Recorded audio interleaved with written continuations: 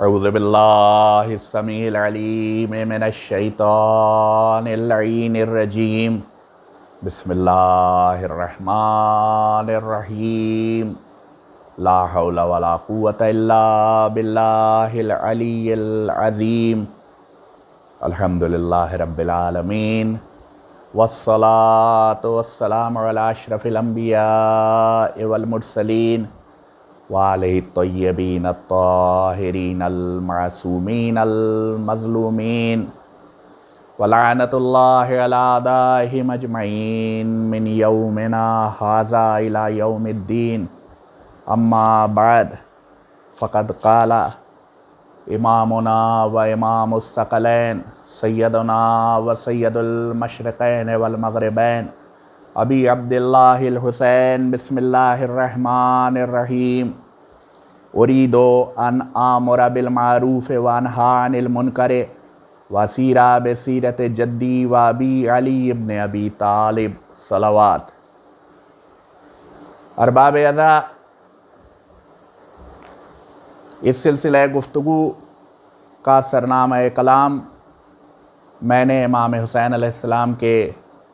وصیت نامے کے کنکلوڈنگ آخری فقروں کو بنایا ہے، جن میں وہ مدینے سے اپنے خروج کی وجہ بیان کرتے ہوئے فرماتے ہیں کہ ان کا ارادہ ہے کہ وہ امر بالمعروف کریں، نہی عن المنکر کریں، اور دادا کی امت کو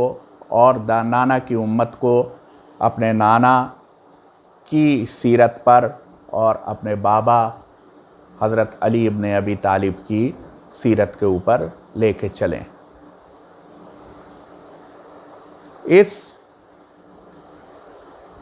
فقرے سے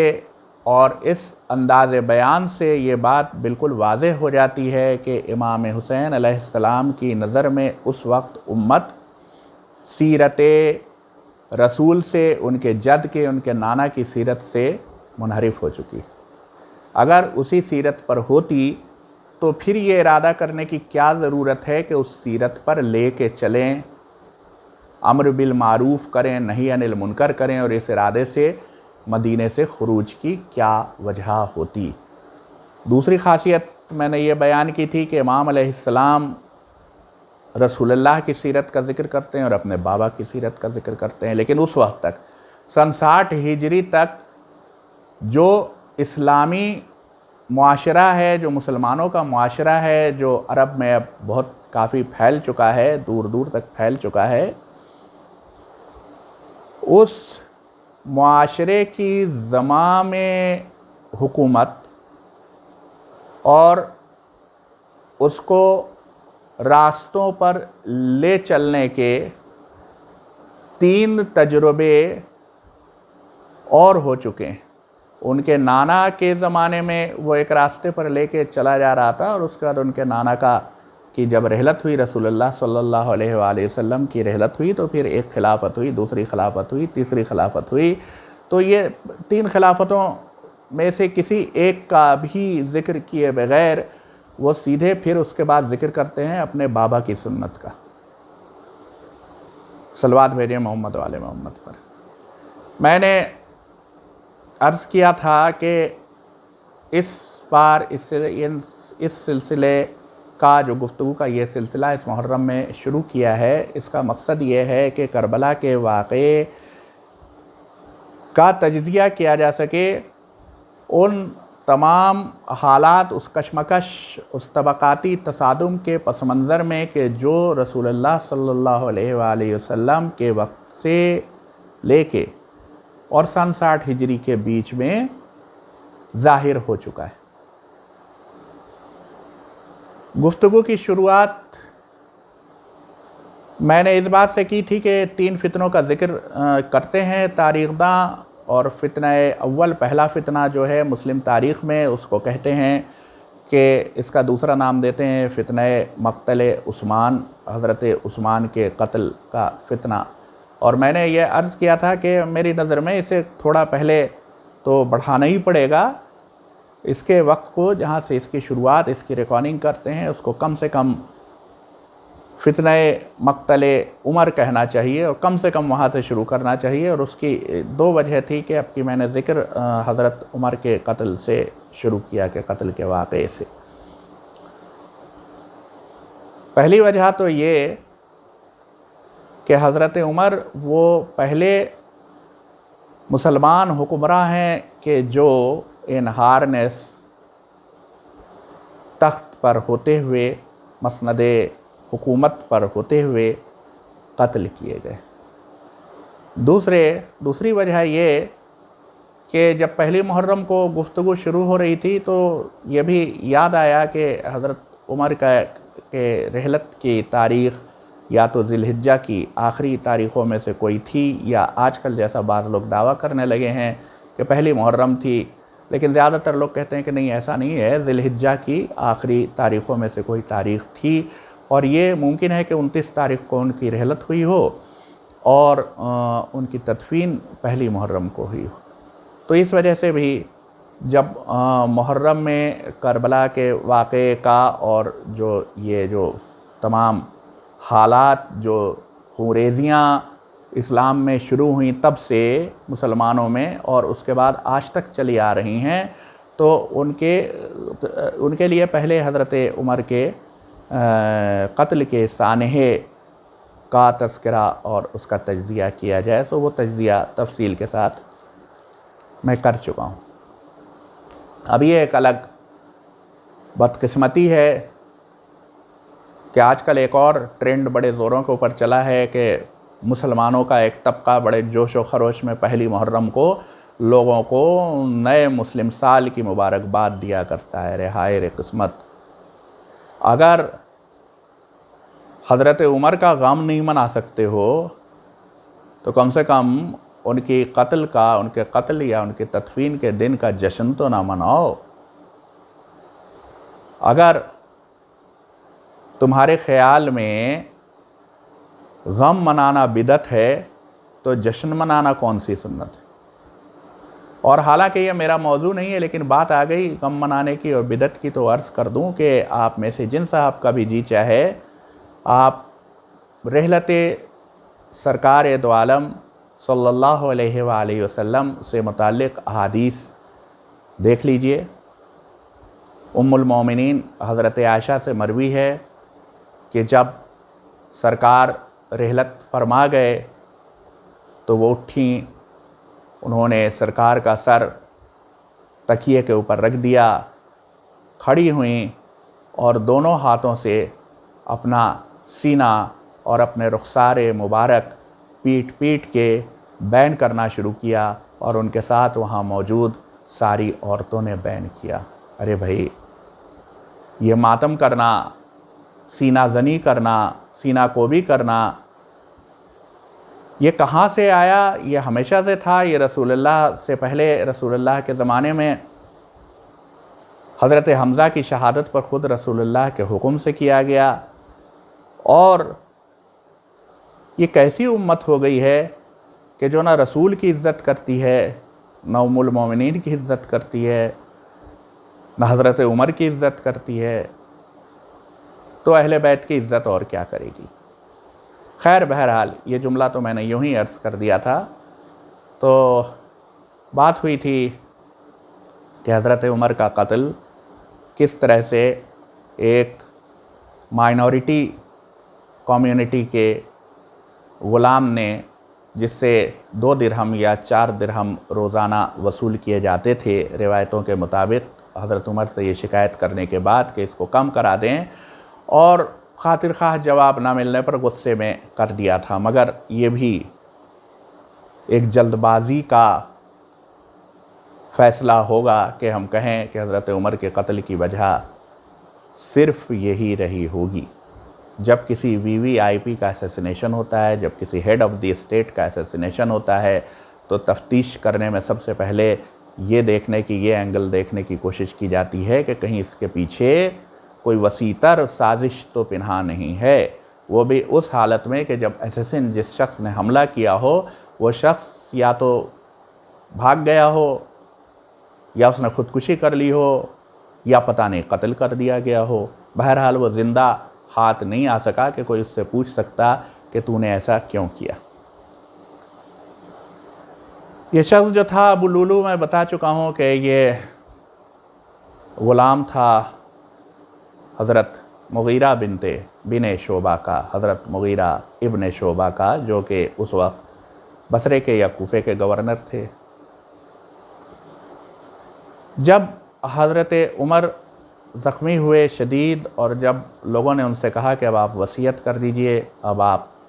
اور نہیں بچیں گے، یہ کاری زخم ہے، یہ مرض الموت ہے آپ کے لیے، تو انہوں نے ان کو فکر ہوئی کہ امت کے لیے اپنے بعد کون امت کی سربراہی کرے گا، اس کے لیے ایک انتظام کر دیں۔ تو انہوں نے سب سے پہلے حضرت عبد الرحمن بن عوف کو بلایا اور ان کو پیشکش کی کہ خلافت کے لیے وہ ان کو نامزد کر دیں، جیسے حضرت ابوبکر نے ان کو نامزد کیا تھا۔ عبد الرحمن بن عوف نے، کہ جو کہ ایک بہت بڑے بزنس مین تھے، جن کے بارے میں کل میں عرض کر چکا ہوں کہ جن کے بارے میں بتایا جاتا ہے کہ ان کے انتقال کے وقت ان کے کل اثاثے جو تھے آج کے تاریخ میں ان کی ویلو تقریباً 606 بلین امریکن ڈالرز کے برابر، یو ایس ڈی کے برابر ہوگی۔ تو انہوں نے، اور جو اس طرح سے کنگ میکرز میں رہے ان دونوں واقعات میں، کہ حضرت ابوبکر نے جب کہ وصیت کی تھی حضرت عمر کو خلیفہ بنانے کی، تو جن سے مشورہ کیا تھا وہ یہی حضرت عبد الرحمن بن عوف تھے اور حضرت عثمان تھے۔ تو عبد الرحمن بن عوف نے اپنا ریلیکٹنس ظاہر کیا، حکومت کے انتظامات کرنے سے اپنی معذوری ایک طرح سے ظاہر کی۔ تو پھر حضرت عمر نے ایک کمیٹی تشکیل کر دی جس کو شورا کہا جاتا ہے۔ شورا میں 6 ممبر تھے۔ آپ حضرات کو معلوم ہے، جلدی شرائط بتا دوں کہ اس کے چیئرمین حضرت عبد الرحمن بن عوف تھے۔ ممبرز اس میں تھے عبد الرحمن بن عوف کے علاوہ حضرت علی بن ابی طالب، حضرت عثمان بن عفان، حضرت زبیر بن عوام، حضرت سعد بن ابی وقاص اور حضرت طلحہ۔ 6 ممبر تھے۔ شرائط یہ تھیں کہ یہ 6 لوگ مل کے، اور ان میں کوئی 7واں شریک نہ ہو کسی بھی حال میں، یہ 6 مل کر کے آپس میں اپنے میں سے ہی، باہر سے نہیں، اپنے میں سے ہی ایک خلیفہ کا، جو حضرت عمر کا جو جانشین ہوگا، اس کا سلیکشن کر لیں۔ اور اگر میجورٹی سلیکٹ کرتی ہے تو ٹھیک ہے، مائنورٹی بھی اس کو مان لے۔ اگر میجورٹی نہیں ہوتی ہے اور برابر ووٹ ڈیوائیڈ ہو جاتے ہیں، یعنی 3 لوگ ایک شخص کو فیور کرتے ہیں اور 3 لوگ دوسرے شخص کو فیور کرتے ہیں، تو جس طرف جو ویٹو پاور، جو ڈیسائیڈنگ ووٹ ہوگا، وہ حضرت عبد الرحمن بن عوف کا ہوگا۔ وہ جس کو سلیکٹ کر لیں گے اس کو سلیکٹڈ مانا جائے گا۔ اور بھی شرط تھی کہ اگر اس کے بعد بھی کوئی انکار کرتا ہے ان میں سے تو اسے قتل کر دیا جائے گا۔ خیر صاحب،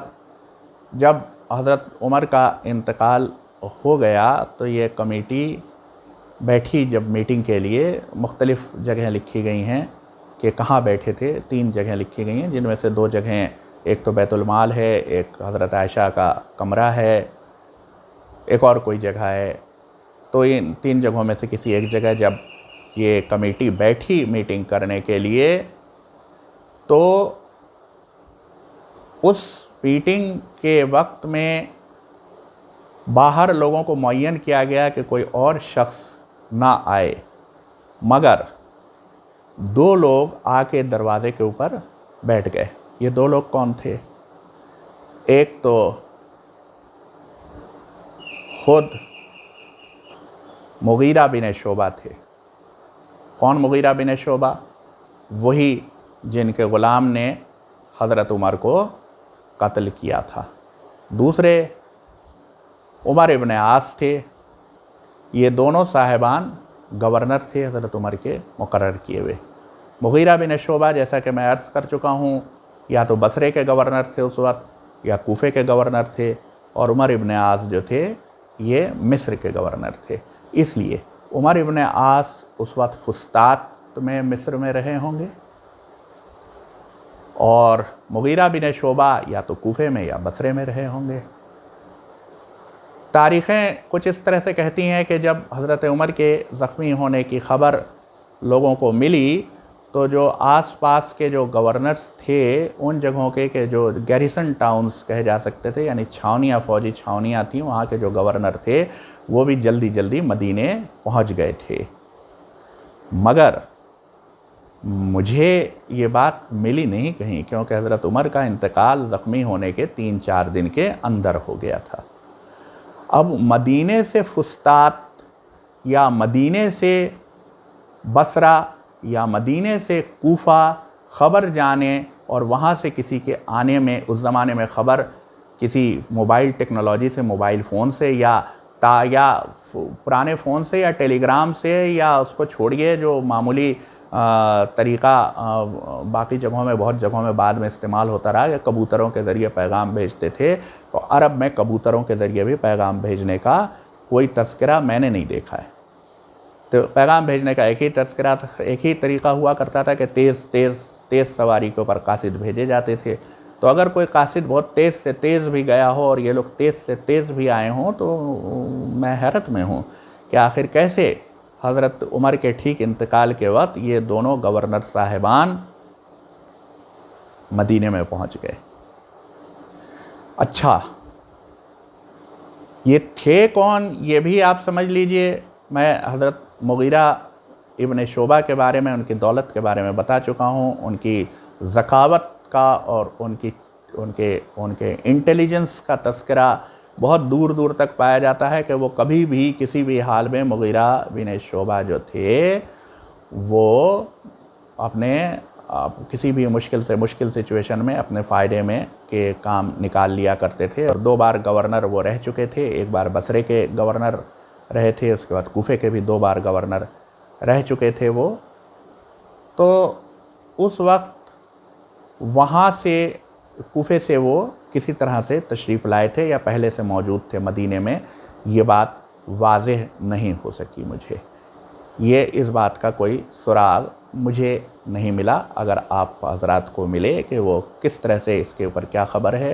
کہ آخر کیسے ان کو خبر کی گئی تھی اور وہ کیسے تشریف لائے تھے اتنے جلدی، تو ضرور بتائیں، زحمت کریں اس کی بتانے کی۔ دوسری خاص بات یہ ہے کہ یہ مغیرہ ابن شعبہ کا نام آتا ہے کہ بعد میں معاویہ نے جب یزید کو اپنے خلاف اپنے جانشینی کے لیے نامینیٹ کیا ہے، تو اس نامزدگی کا مشورہ دینے والے مغیرہ ابن شعبہ تھے۔ اور عمر ابن عاص کو آپ لوگ بہت اچھی طرح جانتے ہیں، یہ وہی شخص تھے کہ جو جنگ صفین میں معاویہ کا دہنا ہاتھ تھے، اور مالک اشتر کی شہادت کے بعد کہ جن کو جناب امیر نے گورنر بنا کے، حضرت علی نے گورنر بنا کے ایجپٹ کا بھیجا تھا، ان کی شہادت کے بعد سے معاویہ کی طرف سے یہ ایجپٹ کے، مصر کے گورنر مقرر تھے پھر سے دوبارہ، یعنی پہلے ایجپٹ کی فتوحات انہی نے کی تھیں اور یہ ایجپٹ کے گورنر تھے حضرت عمر کے زمانے میں بھی۔ بہت ہی ذہین اور زیرک انسان تمام تاریخوں میں موجود ہے کہ یہ مانے جاتے تھے۔ تو یہ دونوں حضرات جو تھے یہ وہاں جا کے بیٹھے، تو حضرت سعد ابن ابی وقاص نے ان کو کنکریاں، پتھر، پیبلز مار مار کے وہاں سے ہٹا دیا، اور غصے میں یہ کہا کہ کیا تم لوگ یہاں کیوں آ کے بیٹھے ہو؟ کیا یہ چاہتے ہو کہ یہ کہا جائے کہ خلافت کے امر میں تمہارا بھی کوئی حصہ تھا؟ خیر، یہ دونوں وہاں سے چلے گئے۔ اس کے بعد جو کچھ ہوا وہ آپ حضرات کو معلوم ہے۔ مختصراً یہ کہ حضرت علی کے سامنے یہ آفر رکھا گیا کہ کیا اگر ہم آپ کو خلیفہ منتخب کر لیں تو کیا آپ کتاب اللہ، سنت رسول اور سیرت شیخین، یعنی اپنے دونوں پریڈیسیسرز کے نظیر کے مطابق ہمارے اوپر حکومت کریں گے؟ تو انہوں نے یہ کہتے ہوئے انکار کر دیا کہ کتاب اللہ اور سنت رسول کے اوپر تو وہ عمل کریں گے، سیرت شیخین ان کے لیے ضروری نہیں ہوگی، اور اس سلسلے میں اگر ان کو کتاب اللہ اور سنت رسول سے کسی مسئلے میں کوئی ہدایت نہیں مل سکی تو وہ اس کے بجائے وہ خود اجتہاد فرمائیں گے۔ حضرت عثمان نے اسی بات کو ایکسیپٹ کر لیا اور حضرت عثمان خلیفہ مقرر کر دیے گئے۔ اب جب حضرت عثمان خلیفہ مقرر کر دیے گئے ہیں تو ایک اور عجیب واقعہ پیش آیا ہے اسی وقت میں، بلکہ اس سے پہلے جس وقت کہ یہ میٹنگ چل رہی تھی اس وقت ایک واقعہ پیش آیا، اور جو حضرت عثمان کا پہلا فیصلہ ہے بحیثیت خلیفہ، وہ اس کے بعد سامنے آتا ہے۔ ہوا یوں کہ حضرت عمر کے چھوٹے صاحبزادے کو کسی بنا کے اوپر، کسی رپورٹ کے بنا کی بنیاد کے اوپر یہ شک گزرا کہ کچھ اور جو ابو لولو تھا اس کے علاوہ کچھ اور وہاں جو ایرانی لوگ بستے ہیں ان میں ان کا ہاتھ ہے حضرت عمر کے قتل میں۔ تو وہ تلوار لے کے نکلے اور انہوں نے کم سے کم 3 لوگوں کو قتل کر ڈالا، اور 3 لوگوں میں ایک لڑکی بھی بتائی جاتی ہے، ایک لڑکی کو اور 2 مردوں کو قتل کر ڈالا۔ اور بعد میں جب دوسرے صحابہ نے ان کو روکا اور ان کے ہاتھ سے تلوار چھین لی، اس کے بعد سے ان کو روک رکھا گیا تھا کہ جب اگلے خلیفہ کا سلیکشن ہو جائے گا تو ان کا مقدمہ پیش ہوگا۔ تو یہ مقدمہ حضرت عثمان کے سامنے پیش ہوتا ہے۔ حضرت عثمان نے لوگوں سے پوچھا کہ کیا کیا جائے۔ روایتوں میں ہے کہ حضرت علی نے کہا کہ قصاص لیا جانا ضروری ہے، یعنی صرف محض شک کی بنیاد پر، بغیر کسی عدالتی چارہ جوئی کے، بغیر کسی تحقیق کے، بے قصور لوگوں کے قتل کی وجہ سے ان کو کیپٹل پنشمنٹ یا ڈیتھ پینالٹی دینی ضروری ہے۔ مگر حضرت عثمان نے حضرت علی کا یہ فیصلہ مانا نہیں اور ان کو بری کر دیا، چھوڑ دیا، اور جو لوگ مارے گئے تھے ان کے ورثاء کو، جس کو بلڈ منی کہا جاتا تھا، دیت یا خون بہا، وہ اپنی طرف سے دے کے، وہ بھی ان سے لے کے نہیں، اور اس کے بعد سے ان کو بری کر دیا۔ میں نے یہ واقعہ کیوں عرض کیا؟ یہ واقعہ یوں عرض اس وجہ سے آپ کے سامنے آپ کو جاننا ضروری ہے کہ یہاں پر جیسا میں عرض کر رہا تھا، حضرت علی کے فیصلے میں اور حضرت عثمان کے فیصلے میں صاف صاف پہلا ڈفرنس دکھائی دے جائے گا۔ یعنی اگر خلیفہ حضرت علی مقرر کیے گئے ہوتے تو انہوں نے ان مائنورٹی پیپل کے بغیر کسی ثبوت کے، محض شک کی بنیاد پر قتل کر دیے جانے کے جرم میں حضرت عمر کے ان چھوٹے صاحبزادے کو کیپٹل پنشمنٹ دے دیا ہوتا۔ حضرت عثمان نے ان کو بہت جنرسلی ان کو رہا کر دیا، اور رہا کیا تو ایون ان سے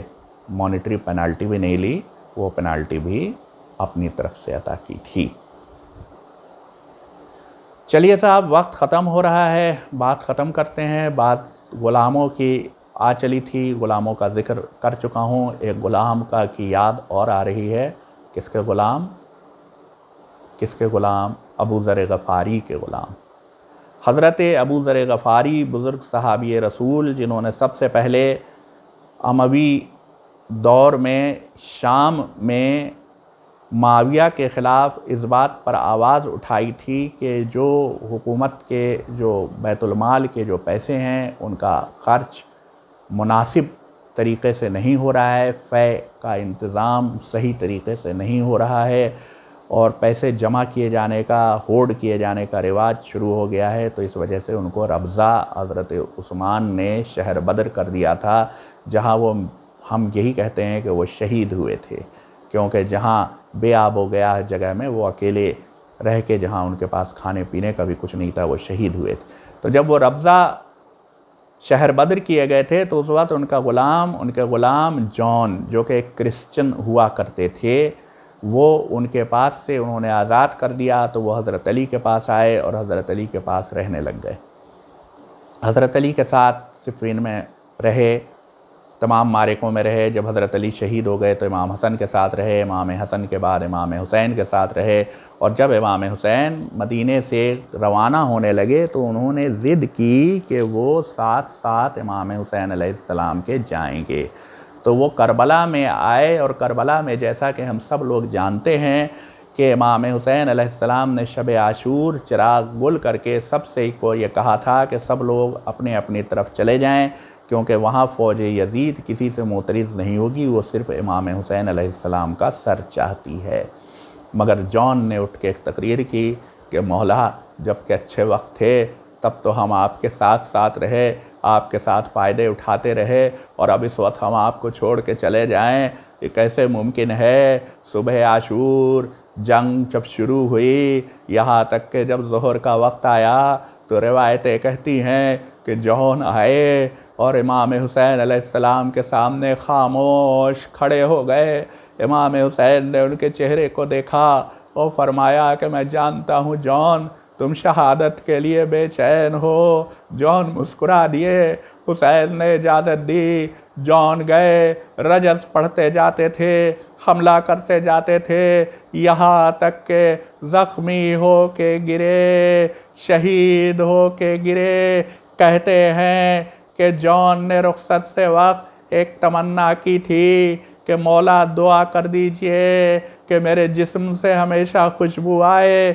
اور میرا چہرہ نورانی ہو۔ روایتیں کہتی ہیں کہ مقتل میں جہاں جون کا لاشا پڑا تھا وہاں ایک عجیب خوشبو پھیلی ہوئی تھی۔ انا للہ و انا الیہ راجعون، رضا بقضائہ و تسلیما لامرہ،